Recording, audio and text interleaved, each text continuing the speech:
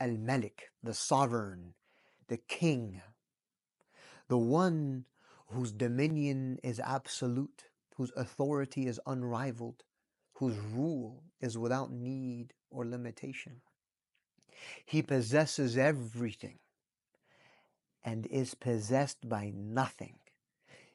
You recognize this name in the established order of the universe, in the movement of stars that do not clash, completely subservient to him, in the precision of seasons that never betray their turn, obedient to the sovereign, glorious is he, in the rise and fall of nations, the thrones built and broken, all by his command.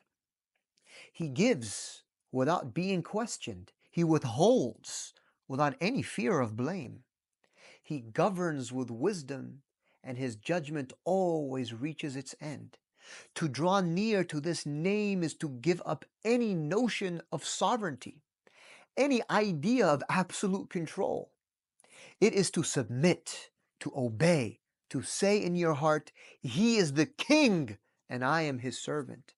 To reflect this name in a measure granted to humanity, you must master your lower self with the strength that comes from your surrender to Him. In other words, become a king over your desires by realizing that you are ruled, and the one who rules you has commanded you to strive to govern your subjects, which are none other than the inclinations and whims of your ego nafs. When you say, Ya Malik, you are not asking to be given absolute power. You are asking to be freed from the illusion of ultimate power and asking to be given the providence to govern what you've been commanded to restrain.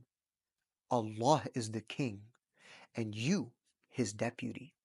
Al-Quddus, the most holy, the pure, the one who is beyond every flaw, every imperfection, every likeness.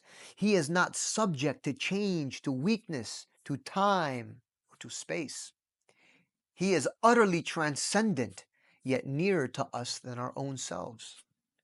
You recognize this name in moments of purity, when your heart weeps in dhikr, humbled by His holiness, when the soul turns away from distraction, when you're alone, unseen, and still choose Him.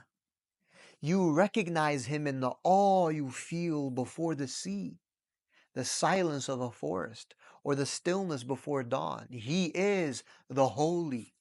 To draw near to this name is to purify yourself, not just your limbs, but your intentions, your desires, your attention.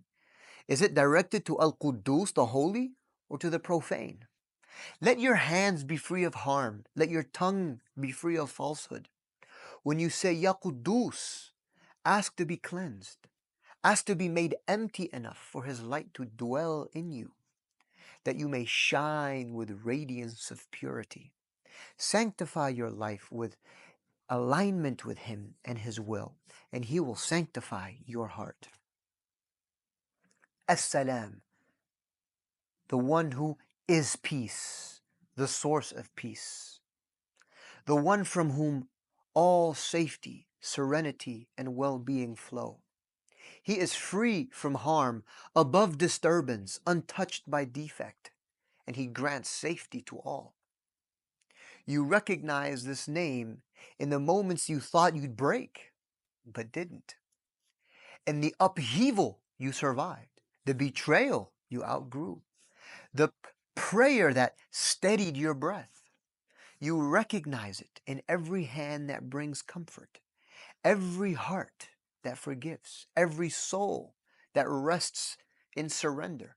To draw near to this name is to become a vessel of peace within yourself and what you share externally, to keep others safe from your harm, to soften your presence, to calm the storm in another.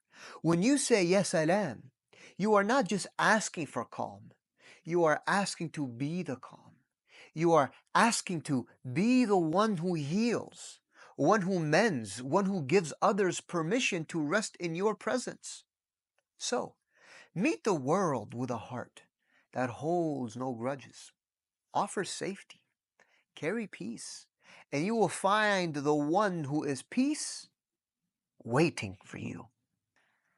Al-Mu'min, the giver of faith and security. He is the one who grants light of faith and embrace of security to the hearts of his servants. He is the one who confirms the truth of his messengers, secures the souls of the sincere, and makes firm the feet of those who seek him. You recognize this name when the impossible suddenly becomes clear. When a single verse lifts your despair or increases you in the certainty of him. When guidance comes in a moment of silence or certainty arises in the middle of fear, that is Al-Mu'min. He is the one who gives the believer safety from confusion, security from spiritual ruin, and faith in moments of doubt. To draw near to this name is to become a sanctuary of faith and security for others. To be so truthful and just that people feel safe in your presence, in their dignity, their secrets, their trust. When you say, Ya Mu'min, ask for the kind of faith that is unmixed with illusion. Let your soul be free of anxiety, your heart full of trust, and your neighbor feel safe from your harm.